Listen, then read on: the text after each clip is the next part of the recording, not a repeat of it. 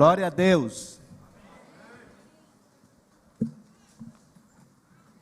Os irmãos querem mesmo aplaudir ao Rei com uma calorosa salva de palmas, demorada, com força.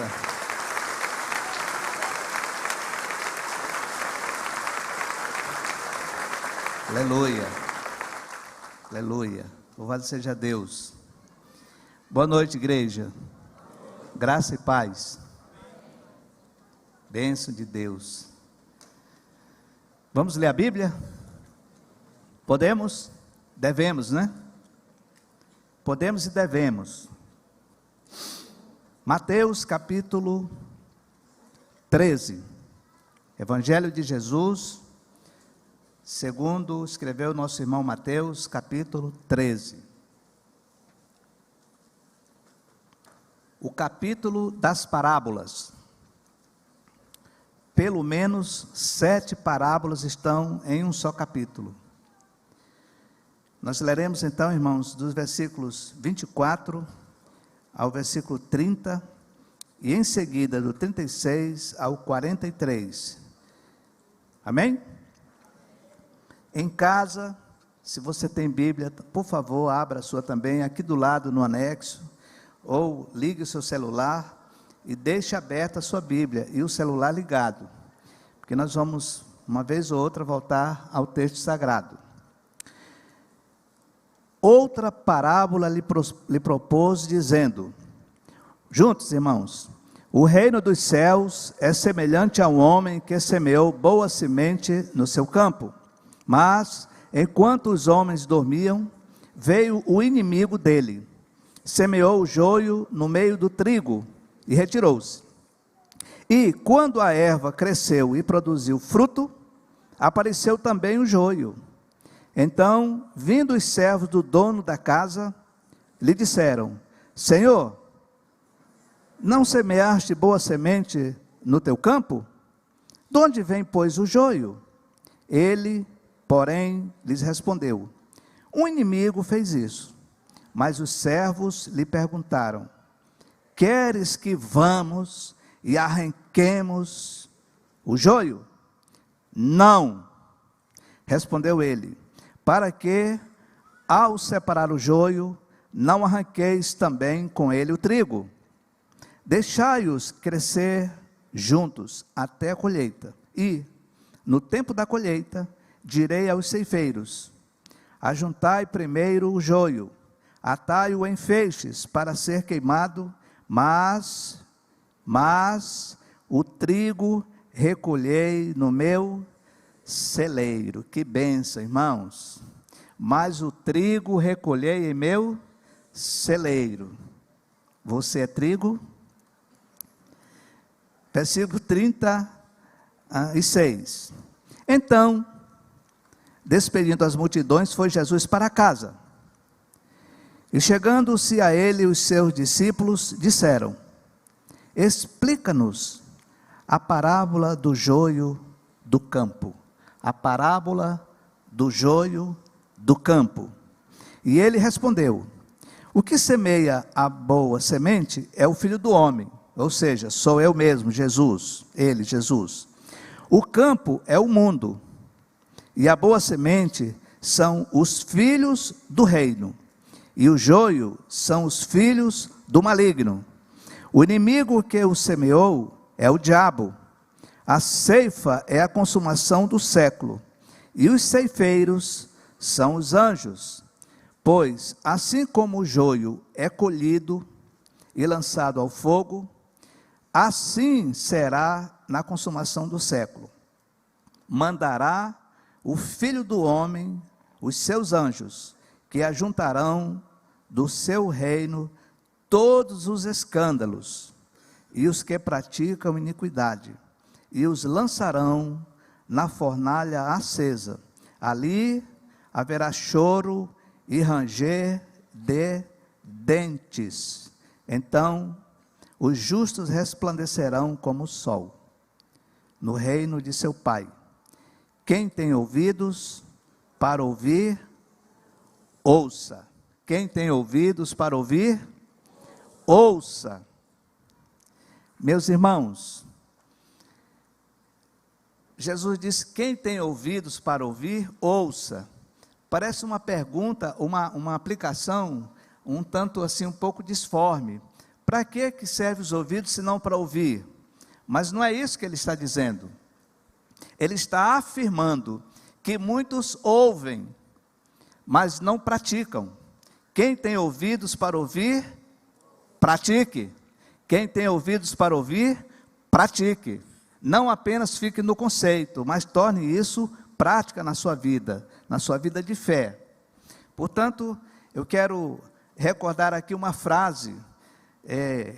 Eu estava me preparando e eu acabei escrevendo: não arranque o joio. Não arranque o joio. Está no versículo 29 aqui do texto que nós lemos há pouco agora. Jesus está protegendo o joio? Não. Ele está priorizando o trigo. Ele não está protegendo o joio. Ele está priorizando, amando, guardando, deixando crescer o trigo, porque o trigo são os filhos do reino. Portanto, nesta noite, nós queremos partilhar esta palavra, lembrando aos irmãos, que o capítulo 13 de Mateus, nos traz 7 parábolas. Em duas delas, Jesus deu a interpretação, e esta é uma delas, e eu não vou me arvorar a fazer a interpretação aqui, porque se eu for interpretar esta parábola, certamente eu vou empobrecer com a minha falta de conhecimento, sabedoria e tudo mais, porque eu sou apenas um homem e pecador. Mas nós estamos aqui para compartilhar o texto uns com os outros. Tudo bem, irmãos? Glória a Deus. Muito bem. O tema desta noite é a parábola do joio e do trigo, ou a parábola do trigo e do joio, como você queira. Na Bíblia está a parábola do joio. Então, ouçamos agora com carinho o que esse texto, esta parábola nos traz em termos de ensinamento. E eu quero, antes de começar no primeiro versículo, pedir que você olhe comigo no versículo 43 novamente. Então, olha aí na sua Bíblia: os justos resplandecerão como o sol no reino de seu Pai. Quem falou isso foi o Senhor. Quem tem ouvidos, ouça. Quem tem ouvidos para ouvir, ouça.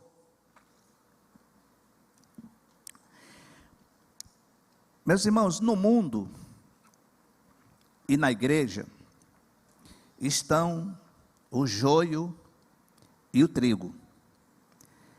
Eu sei que há umas considerações bastante vultosas de irmãos e pastores e até teólogos que dizem, afirmam que a igreja não tem o joio e que o joio está no mundo apenas. Mas quando você aprofunda um pouco mais numa exegese, você começa a perceber que há sim essa possibilidade. Mais que isso, há sim esta realidade. Eu quero convidá-los a olhar o versículo 25. Vamos juntos aqui então? Mas, enquanto os homens dormiam, o trabalho foi feito de dia ou de noite? De dia.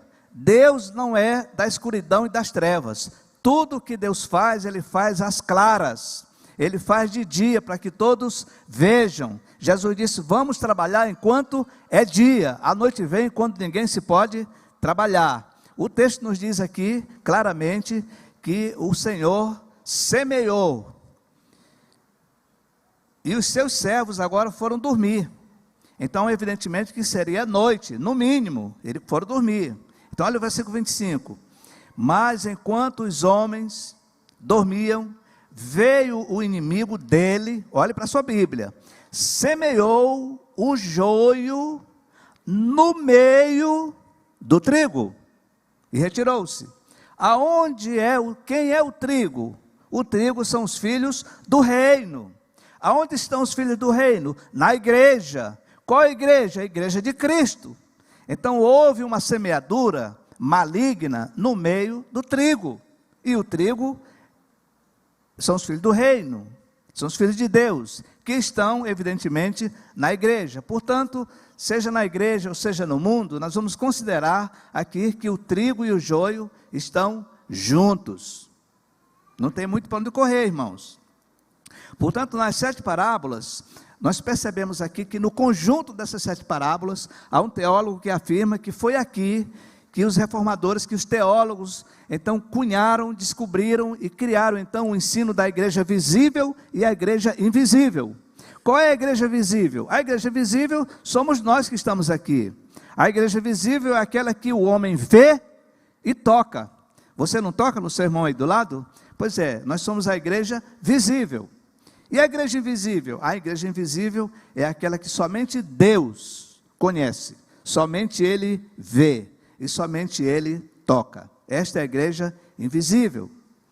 Exatamente, podemos então afirmar aqui, que no nosso meio aqui, imagino eu, ou no nosso meio aqui, mais os outros membros desta igreja presbiteriana de Manaus, certamente que há pessoas que estão no nosso meio e que foram até batizados e que provavelmente não tenham sido regenerados, o que isto é lamentável, lamentamos muito isto. Portanto, nesta porção aqui, nesta palavra, Jesus expõe o intento do diabo de colocar pessoas contra pessoas, de jogar crentes contra descrentes, jogar trigo contra joio, seja na igreja ou fora da igreja.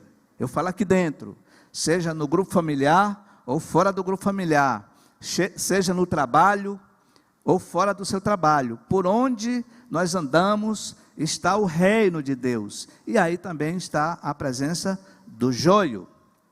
Portanto, meus irmãos, olhando para nós, esta noite, aqui com todo carinho, com muito amor, com temor e tremor, que nós somos? Nós somos trigo ou somos joio? Somos trigo ou somos joios? Provavelmente, olhe para cá um pouquinho, alguém está aqui pensando, eu sou trigo, mas eu conheço umas 3 pessoas aqui que são joio. Não faça isto. Ninguém consegue saber quem é joio e quem é trigo, somente o Senhor. Somente Ele sabe quem é trigo e quem é joio. Esta foi a expressão aqui dos servos. Senhor, o Senhor quer que nós arranquemos logo esse joio? Não foi o Senhor que plantou, não presta. Então a gente vai lá e arranca. Ele disse, negativo, não façam isso.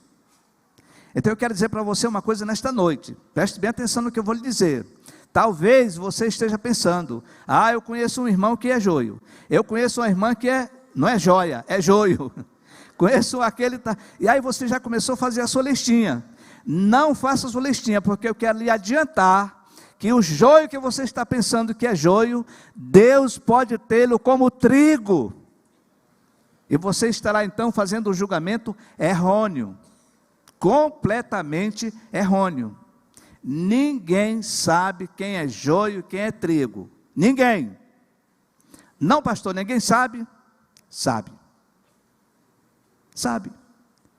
só Deus e você, só Deus e eu. Minha esposa está sentada ali, ela não sabe se eu sou joio ou trigo, nem eu sei se ela é, mas cada homem, cada mulher, sabe se ele de fato é trigo ou joio. No lufa-lufa do dia a dia isso vai passando, mas olha para cá, quando você se aquieta, quando você coloca a cabeça no travesseiro, quando você fica em solitude, e você faz uma introspecção, essa resposta surge. Portanto, nós não podemos e não devemos acusar se alguém é ou não é. Como é que Jesus expõe então esse intento do Satanás? Vejamos o versículo 25. Mas enquanto o homem dormia, veio o inimigo dele, semeou o joio no meio do trigo e retirou-se. E quando a erva cresceu e produziu fruto, apareceu também o joio. Então, vindo os servos do dono da casa, do dono do campo, do dono da fazenda, do dono da propriedade, lhe disseram: Senhor, nós estamos espantados, fizemos tudo divinamente perfeito, semente de primeira, a terra muito bem adubada, uma bênção, e semeamos lá a sua semente, e agora tem algo estranho lá nascido. De onde veio então? O que nasceu lá é joio. Joio é uma erva que nasce no meio do trigo, e o seu conteúdo é inclusive venenoso. Mas no versículo 27 diz assim: então vindo os servos do dono da casa lhe disseram: Senhor, não semeaste a boa semente no seu campo? De onde vem, pois, o joio? Ele, Jesus, porém, lhes respondeu: um inimigo fez isso. Um inimigo fez isso. Então Jesus está dizendo claramente que há um embate entre a igreja de Deus e o joio que está esparramado por aí a serviço do Satanás, a serviço das trevas. Quantos estão por aí a serviço do Satanás e não sabem? Mas no dia que o Espírito Santo os toca profundamente, caem em si e nascem de novo, e vão descobrir que estavam servindo as trevas, mas foram eleitos pelo Senhor para serem filhos de Deus. Se tem um amém, diga glória a Deus. Qual é uma ilustração que podemos fazer, irmãos? O novo nascimento, o ser regenerado, é o maior milagre que acontece em cima da terra. Há uma diferença que acunhada por teólogos entre milagre e cura. O que é o milagre? O milagre é uma ação de Deus poderosa e instantânea. Aconteceu. É rápido. Alguma coisa que aparece aonde não tinha, e alguma coisa que desaparece aonde estava. Tem um tumor, o negócio está grande, está desse tamanho, e de repente Deus entra em ação e o tumor acabou, e está tudo resolvido. Por exemplo, quando Jesus multiplicou os pães, eram 2 pães e 3 peixinhos, e agora tem pão para uma multidão e ainda sobram 12 cestos. Isto é um milagre. Portanto, irmãos, o maior milagre é a transformação de um pecador em filho de Deus, de uma criatura de Deus em um filho de Deus.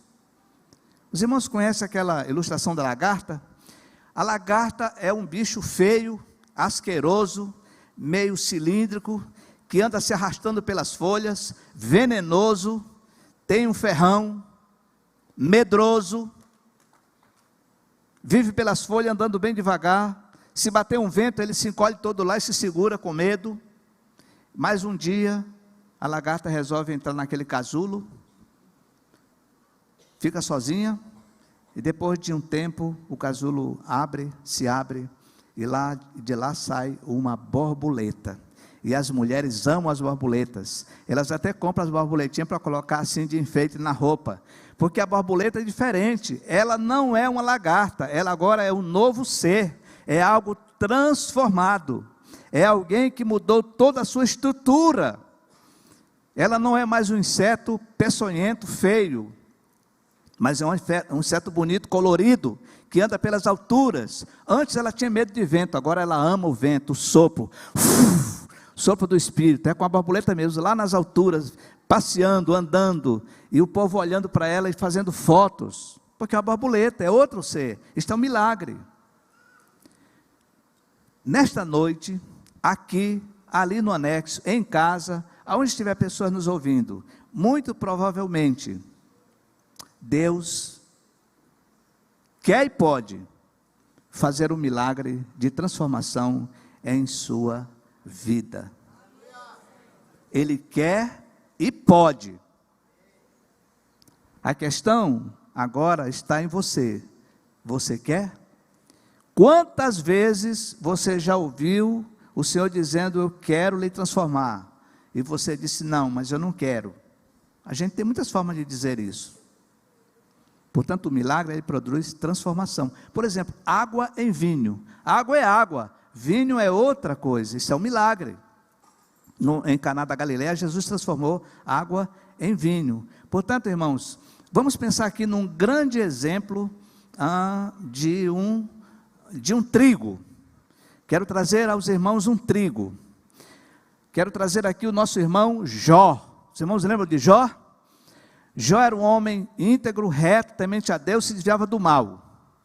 Jó era um homem íntegro, reto, se desviava do mal e temente a Deus. Tem um amém aí? Amém. É isso que a Bíblia diz no capítulo 1 do livro de Jó? Sim, é isto mesmo. Agora Jó era rico, possuía muitos bois, muitas ovelhas e tudo mais. Mas um dia, o Satanás teve um contato com Deus, subiu na oração, e Deus perguntou: você viu meu servo Jó lá na terra? Pois é, ele é reto, íntegro, temente a Deus, se desvia do mal. Mas olha o que o Satanás falou para ele: Deus, mas o Jó também é rico, o Senhor cercou ele é cercado, e ele tem muitas coisas, toca na riqueza dele, no que ele tem, toca no que ele tem, e você vai ver que ele não é tudo isso não, ele não é esse trigo todo não. E Deus disse: tá bom, toca no que ele tem, não toca nele, nem pode, porque ele está numa cerca, mas você toca no que ele tem. Ele tocou, o Jó ficou sem nada, perdeu tudo. Quando ele estava sozinho, sem nada, olhe para cá, sozinho, sem nada, até a mulher disse assim: amaldiçoa esse teu Deus e morre. A Bíblia diz que o Jó rapou a cabeça, colocou uma roupa simples, deitou-se no chão, e o que é que ele fez, irmãos? Vocês estão lendo a Bíblia? Adorou. Este é um trigo precioso. No meio de uma situação dessas, ele adorou. Agora olhe para cá um pouquinho. Pensa que o Satanás foi embora? Não, ele estava ali, observando o que estava acontecendo. O Jó fez o que, irmão? No meio da perda, sozinho, adorou a Deus. E disse, olha aqui, e disse: Deus me deu. Oh, irmãos, se fosse eu ou você, diríamos assim: e o diabo levou. Ah, mas ele não disse isso não. Ele disse: Deus me deu, e muito. E ele pegou de volta. Ele não deu o crédito que o Satanás gostaria de receber. Mas ele disse, como que Deus dizendo para ele: está vendo aí, Satanás, o meu servo Jó? Ele não é pelo que ele tem pelo que ele é. Aí você pode dizer assim hoje à noite, sim, pastor, mas o senhor não sabe o que é que eu estou atravessando? Eu tenho um peso em cima de mim, eu estou sendo arrebentado. Esqueça isto, porque em volta de você também é uma cerca, o sangue de Jesus. Quando o crente é provado, ele é provado para crescer, não é para diminuir. E preste atenção numa coisa que eu vou dizer nesta noite, mais aqui. O livro de Jó tem 42 capítulos. O Satanás aparece no primeiro capítulo, e nunca mais. Quando, no capítulo 42, Deus devolve a Jó tudo multiplicado por 2. O que é que isso nos ensina, irmãos? Mais uma vez, que Jó era, não é pelo que ele tinha, mas Deus dava a ele como bênção, pelo que ele era, o que? Adorador, trigo. Mas que tipo de trigo? Trigo maduro. Trigo maduro, diga aí, trigo maduro. Trigo maduro. Jó é um trigo maduro. O que é que Deus quer que nós sejamos também, irmãos? Trigo maduro. O que é um trigo maduro? É o que nós acabamos de ver agora. Então eu quero dizer para você nesta noite, em nome de Jesus, para você e para mim, há esperança para o trigo verde. Há esperança para o trigo verde. Só para o trigo verde? Não, para o joio também. Por quê? Porque Deus pacientemente está aguardando. Quantos de nós agimos no passado como joio multiplicado, elevado à segunda potência? E Deus nos converteu e nos trouxe e nos transformou em seus filhos. Quantos de nós? Versículo 28 e 29, olhe na sua Bíblia, por favor. Ele, porém, lhe respondeu: o inimigo fez isso, Mas os servos lhe perguntaram, o que eles perguntaram, irmãos? Queres que vamos, que nós somos bravos mesmo, Senhor, a gente resolve. Sabe o Pedro cortador de orelha? Nós somos desse tipo, a gente corta a orelha logo. Queres que vamos lá e arranquemos o joio? Resposta de Jesus, irmãos: não. Não. Ou vocês pensam que eu não sei quem colocou a semente do joio? Eu sou o Senhor, eu conheço tudo isto, eu sei o que está acontecendo. Não, não façam isso. Ah, irmãos, mas conosco às vezes é diferente. Nós queremos fazer logo a lista do joio. Não é, irmão? Faz uma lista do joio. Esse é joio, aquele é joio, aquele é joio. Ah, cadê aquele irmão? Tem 3 meses que ele não vem ao culto. Deve ser joio. Não faça isso. Nós não temos autoridade do Senhor do campo para dizer quem é joio e quem não é, nem de arrancar. O versículo 29 diz assim: não, replicou ele, para que, olha na sua Bíblia, para que, ao separar o joio, não arranqueis também com ele o trigo. Meus irmãos, me permita dizer uma coisa: trigo novo e joio ainda está em processo. O trigo novo, os plantadores de trigo sabem disso. O trigo novo, ele está agarrado na casca, na casquinha dele, na casca. E como ele está agarrado na casca, ele precisa ainda da seiva que vem pelo pé. O joio está lá, está. O joio está consumindo o nutriente, está consumindo a terra, está consumindo a água que pertence a quem? Ao trigo. Acontece isso na igreja? Sim. Ah, pastor, você não conhece aquele meu irmão lá do grupo familiar? Eu estou achando que ele é joio. Não faça isso, por favor. Deus é quem sabe se ele é joio ou se não é joio. Quanto a você, faça o seu papel de trigo. Ame o trigo, ame-o como trigo, ajude-o como trigo. Faça o papel de missionário, de discipulador, por favor, em nome de Jesus. Versículo 29, não, replicou ele, para que separar o joio, não arranquemos também o trigo. O trigo novo e o joio estão em processo. Os irmãos concordam comigo? Digo amém. Olha o versículo 30, deixai-os crescer juntos até a colheita. Meus amados irmãos, durante esses 2000 e tantos anos de igreja, quanto joio e quanto trigo o Senhor preservou, o trigo, e o joio se foi, e a vida passou, e na ceifa, então o Senhor vai fazer a separação do joio e do trigo, e nós já sabemos aqui o resultado. O joio será amarrado em feixe e lançado no fogo. Me permitam dizer isso, você tem todo o direito de ficar aborrecido comigo, mas quem falou isso foi o Senhor. Esse local é o inferno, onde serão lançados aqueles que estão rejeitando a Deus, que são joios. Mas o trigo, como está em Daniel 12, versículo 3, resplandecerão como as estrelas no firmamento. Os irmãos já viram um roçado de trigo, quando está maduro, ele fica todo dourado. Pois é, uma analogia muito perfeita com aqueles que são filhos de Deus.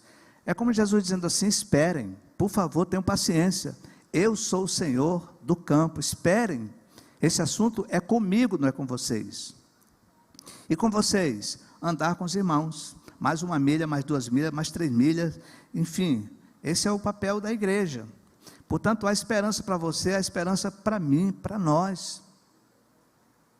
Trigo novo não pode ser peneirado, porque ele está seguro na casca. O Jó era um trigo maduro, já solto dentro da casca. Meu pai era agricultor no interior do Acre, e nós temos aprendido, irmãos, que o joio, ele é cheio, ele tem conteúdo, ele tem polpa dentro. O joio não, o trigo, ele tem polpa dentro. Quando você aperta o grão assim, ó, ele é duro, é como um caroço de arroz, um grão de arroz. Mas o joio, ele é oco, ele é vazio, ele só tem a casca. O joio é uma hipocrisia, é só uma aparência. Enquanto ele não frutifica, ele é exatamente igual ao trigo. Você não consegue discernir, olhando o pé de joio e o pé do trigo, que nascem juntos ou separados, não importa, eles são exatamente iguais. Aonde é que está a diferença? É quando dá a espiga, o cacho, aí sim tem uma diferença, porque o cacho do joio, ele é oco e ele é empinado. Como ele não tem peso, ele nunca se dobra. O trigo, que é cheio e dá para fazer o pão, quando ele cresce a polpa e ele amadurece, ele vai se curvando assim, ó, como que dizendo assim: eu estou a serviço daqueles que vão me usar para alimentar a sua fome. Essa diferença é extraordinária. Quem você é?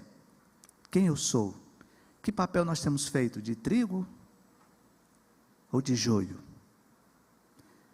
Na igreja, segundo lugar, na igreja, devemos despachar o joio?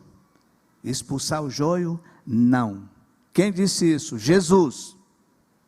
Não devemos mandar embora o joio. Mas pastor, tem um irmão que se afastou da igreja, porque ele começou na igreja muito bem, feliz, animado, era uma bênção, primeiro mês, segundo mês, terceiro mês, quarto mês, escola bíblica, crescendo, se preparando para fazer o batismo, e aí ele olhou a inconsistência, a incoerência na vida de um líder da igreja, e ele chegou à conclusão: esta igreja não deve ser a igreja de Deus. Olhe para cá, porque na igreja de Deus não deve ter joio, só trigo. Isto é um engano. Por que é um engano? Porque Jesus disse que eles crescem juntos, eles estão juntos. É possível que no meio da liderança de uma igreja, qualquer igreja, tenham lá também na liderança joio? Sim, porque o joio, ele aprende, ele assimila, ele faz todo o dever de casa, todas as tarefas, ele tem uma linguagem evangélica, né, pastor Wesley? Evangélica, ele até prega: Senhor, em teu nome expulsamos demônio, em teu nome curamos pessoas. Que Jesus vai dizer para eles: nunca vos conheci, apartai-vos. Quer isso aí? Joio. Não fiquem assombrados, não estou chamando os irmãos de joio. A parábola do semeador, que está no capítulo 13, é a primeira, no versículo 9, a semente é lançada, e o inimigo vai lá e retira as sementes. Nesta aqui, a semente está lançada, e ele semeia a semente dele, do mal, ali no local. É possível que um pastor cometa uma atitude de joio? É. Pastores são homens sinceros, que receberam um chamado, estão servindo a Deus, mas são imperfeitos. E alguém pode confundir isto com um pastor mentiroso, que não tem palavra, que compra, mas não paga, vai por aí afora. Mas pode ser um pastor? Não. Pode ser um presbítero, pode ser um diácono, pode ser um líder de grupo familiar, pode ser o líder de um ministério, de um departamento, não importa. São pessoas que estão na igreja visível, e nós precisamos ter paciência com isso, irmãos.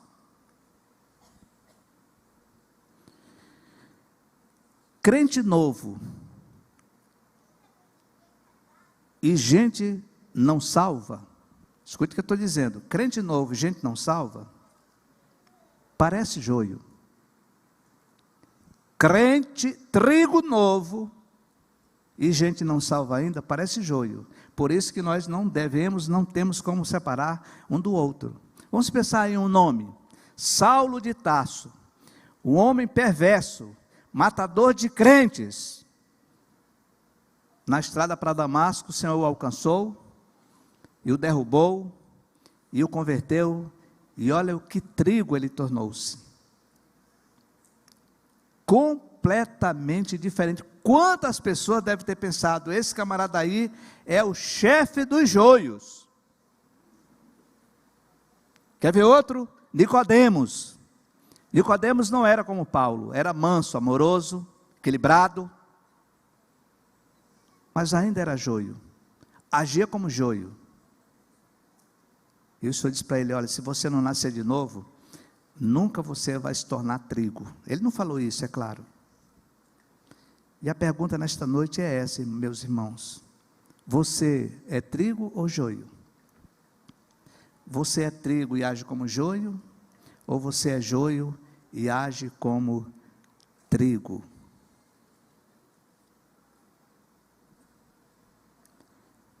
Por que que esta parábola está aqui?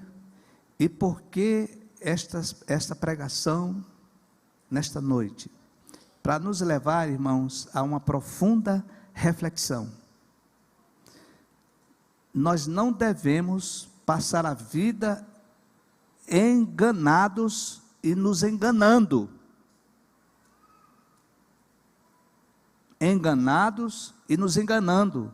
Uma vez que temos a palavra de Deus que nos norteia, nos ilumina pela ação do Espírito de Deus, para chegarmos a conclusões transformadoras e não apenas religiosas. Quero dizer uma coisa para você: enquanto não chegar o dia do juízo, enquanto não chegar o fim, há salvação. Vou repetir: enquanto não chegar aquele último dia, o Senhor Deus estará salvando vidas. Por isso, não devemos escorraçar o joio. Eu sei a história de uma igreja, não é no Brasil, é fora do Brasil, mas uma irmã que era muito, importunava muito, criava muito caso, e os irmãos já não aguentavam mais ela, e para cá, fizeram um grande enxoval, o pastor de Jade, um bom enxoval, colocaram um bom dinheiro na mão dela, compraram uma passagem e mandaram ela para outra cidade. E ela foi um presente desse tamanho. Mas o que estava por trás disso, irmãos? Estava por trás disso é que eles entenderam que ela era o quê? Joio. Agora o resto da história deixa para lá, que não serve para nós não. Batismo, bom comportamento, paga as contas, não fala palavrão e vai por aí afora, isso não é princípio e garantia de que alguém está salvo, que nasceu de novo. Como eu falei, ninguém pode saber quem é joio, mas você sabe se você é ou não. Eu também sei se eu sou ou não. Ah, mas eu recebi uma cura. Amém, glória a Deus. Ah, mas Deus me arrumou um emprego. Eu sei que foi Ele. Glória a Deus, está tudo bem. O joio precisa de um milagre. O perdido precisa de um milagre. Lagarta não é borboleta. Por isso, meu irmão e minha irmã, assim com muito carinho, muito respeito, olhando para os rostinhos de vocês e para o meu também, profundamente considere isto. Quanta gente está na igreja se enganando, ou enganando-se, porque sou filho de pais crentes, porque a porta estava aberta, eu comecei a vir, e agora estou aqui. Isso não é suficiente. Suficiente é quando o Espírito Santo testifica no seu espírito que você é filho ou filha de Deus. Quando foi que aconteceu na sua vida a sua estrada de Damasco?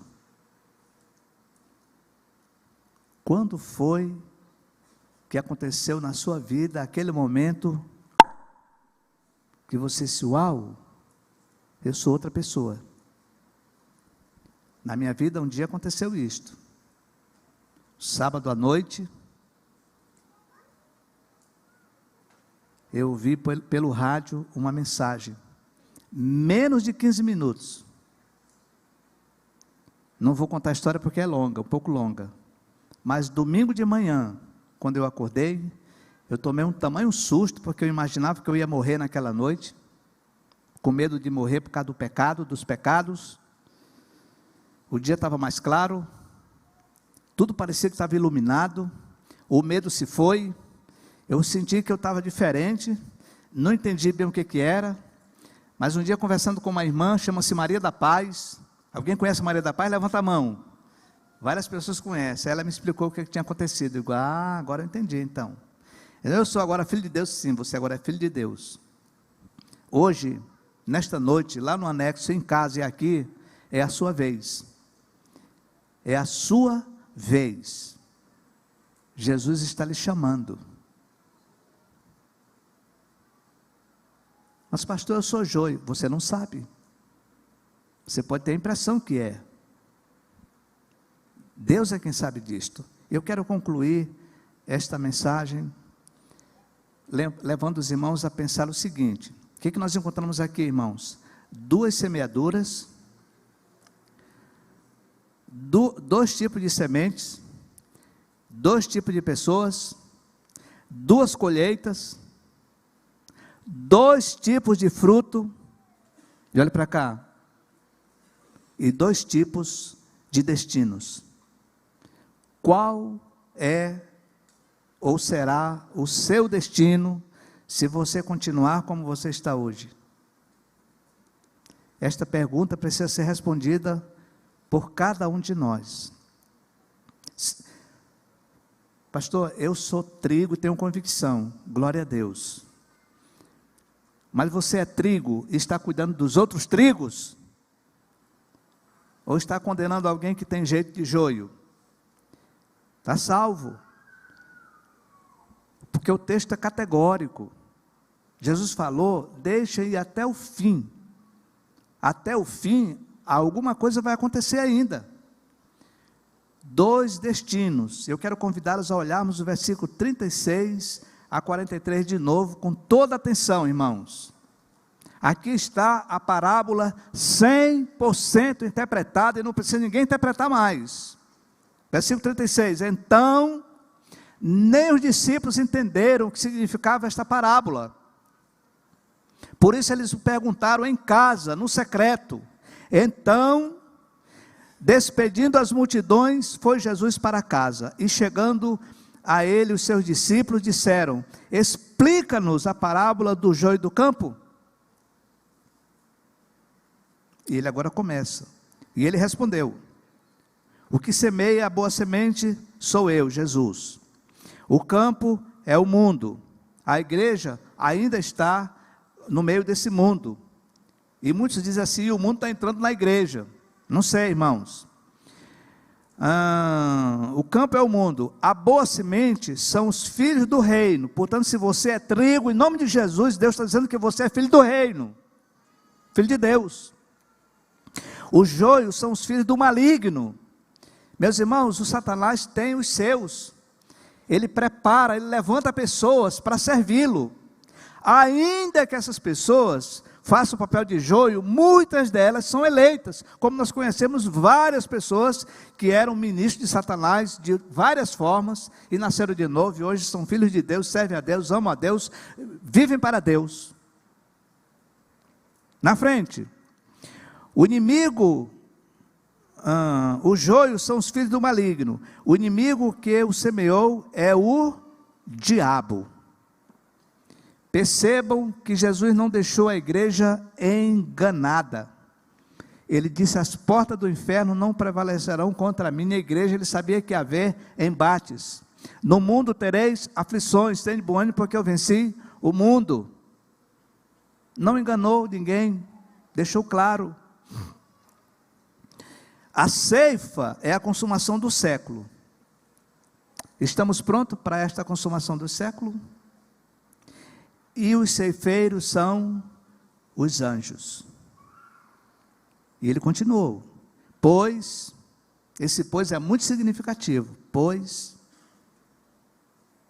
assim como o joio é colhido e lançado ao fogo, assim será na consumação do século final. Mandará o Filho do Homem, Jesus Cristo, o amor de Deus, a justiça de Deus, a glória de Deus, o caminho de Deus, a verdade de Deus, a palavra de Deus, o Cristo eterno, os seus anjos que ajuntarão do seu reino, todos os escândalos e os que praticam a iniquidade, e os lançarão na fornalha acesa, e ali haverá choro e ranger de dentes. Aqui está o primeiro destino: os que recusam-se voltar-se para Deus, os que recusam-se fazer como o trigo, curvar-se para receber o maior milagre, que é a transformação de um homem de dentro para fora. E versículo 43, então, perceba que os justos resplandecerão, não haverá feixes de trigos ou de justos, ao contrário, os justos resplandecerão como o sol no reino de seu Pai. Quem tem ouvidos para ouvir, ouça. Meus amados irmãos, minhas amadas irmãs, mais uma vez eu quero dizer isso, você pode até aborrecer-se comigo, mas quem está dizendo isso aqui não sou eu, Ele ainda está dizendo isso, é Jesus, é Ele quem está falando nesta noite para mim e para você. Quem não nasceu para ir para o inferno, Jesus está dizendo assim: me dê a mão, estenda a mão para mim, eu segurarei, e das minhas mãos ninguém tirará você, jamais. Pelo menos um aleluia ali. Quem não nasceu para ir para o inferno, quero repetir, Jesus está dizendo assim: estenda a sua mão na minha direção, e eu a segurarei. Há uma diferença entre você segurar na mão de Jesus e Ele segurar na sua, porque a nossa força é fraca, mas a dele é poderosa, é transformadora. Ele é a videira verdadeira e nos transforma em ramos. Portanto, nesta noite, nós temos a grande abertura e verdade de fazermos um gesto simples, dizer: sim, Jesus, aqui estão as minhas mãos. Por isso ele falou assim: quem tem ouvidos, pratique. Quem tem ouvidos, decida-se. Meus irmãos, tem muita coisa que Jesus não faz. Tirar a pedra, os homens tiveram que tirar. Mandar sentar as pessoas na grama, os homens fizeram isso. Distribuir os pães e os peixes, também. Agora, o milagre, a transformação, foi Ele quem fez. Se você quer assim, diga: louvado seja Deus. Quem tem ouvidos, pratique. 2 convites esta noite para nós, irmãos. E antes do convite, olhe para cá. Como dizia o pastor Caio, dar-se-ia o caso desta sentença poder ser modificada? Sim, porque ninguém sabe quem é joio e quem é trigo. O nosso julgamento precipitado é que nos condena a fazer julgamento, não condena ao inferno, mas condena fazendo julgamentos precipitados. Se você nesta noite deseja mesmo essa transformação, este milagre, é hoje. E se você tem dúvida que aconteceu isso, mas você tem o lampejo que isso já aconteceu, é hoje também. Mateus capítulo 10, versículo 32, Jesus diz: todo aquele que me confessar diante dos homens, eu também o confessarei diante de meu Pai que está nos céus. Mas todo aquele que me negar diante dos homens, eu também o negarei diante de meu Pai que está nos céus. O filho pródigo perdeu tudo, gastou tudo, ficou na miséria, estava comendo sobra de alfarroba de porcos, caiu em si, e disse: eu vou voltar na condição de servo. Quando o pai o viu, porque o esperava, imediatamente colocou-lhe sandália nos pés, roupa nova, anel do dedo e um banquete, porque filho é filho. Quebrou o orgulho, e agora ele voltou. Eu quero fazer dois convites. Você entendeu o que nós compartilhamos, e o Senhor está falando com você, ou falou, e você quer dizer: Senhor, eu quero levantar minhas mãos, segure minhas mãos, eu não dou conta. Vamos fechar os olhos, curve sua cabeça, por favor, todos. Não fique me olhando ou olhando para outro local. Esteja orando agora. Se você está sendo tocado pelo Senhor, pelo Espírito de Deus, a sua consciência está se movendo e quer firmar e sair desse destino, fornalha, onde tem choro e ranger de dentes, levante sua mão, uma das suas mãos, aonde você está. Deus te abençoe, querido. Louvado seja Deus. Deixa a mão levantada, por favor. Tem mais alguém? Mais alguém? Gostaria de dizer assim: Senhor, é comigo este assunto. Deus te abençoe, querido. Louvado seja Deus. Última vez eu quero perguntar. Última vez. Tem mais alguém? Levante sua mão, por favor, em nome de Jesus. Se Deus falou com você nesta noite, levante sua mão. Lá em cima, lá atrás, Deus te abençoe, louvado seja Deus. Há alguém aqui que tem incertezas? Olha, eu caminho na igreja, estou a tempo, mas volta e meia eu tenho um lampejo de dúvida. Nesta noite também, Jesus está dizendo: firma os teus passos. Levante sua mão também, mão direita. Não quero apelar para a sua emoção. Deus te abençoe. Deus te abençoe. Louvado seja Deus. Deus te abençoe, querido. Queria pedir aos irmãos que levantaram a mão, fique de pé, que eu vou orar daqui mesmo. Só uma oração. Pode ficar de pé no seu lugar. Não vou chamar você à frente, apenas vou orar. Pode ficar de pé. Você está estendendo as mãos para Jesus, não é para mim, nem para a pessoa que está do seu lado. É para o Senhor, o Rei da Glória, aquele que pode salvá-lo eternamente, mantê-lo salvo até o final, até o dia do fechamento do século. Pai, louvado é o teu nome. Te damos graças por esta noite, ó Deus. Toma em suas mãos, Senhor, essas vidas. Elas estenderam as mãos, Senhor, levantaram suas mãos, ó Deus. E aqueles que porventura, ó Deus, tiveram desejo de fazê-lo e não fizeram, também, Senhor, tem misericórdia, porque o Senhor é gracioso. Toca em suas vidas, ó Deus, perdoa-lhes os pecados, e nesta noite, Senhor, sela-os com teu Espírito, ó Deus, de modo, ó Deus, que hoje, 29 de maio de 2022, seja um marco, um divisor de águas, um tempo novo, ó Deus, como alguém que passa uma...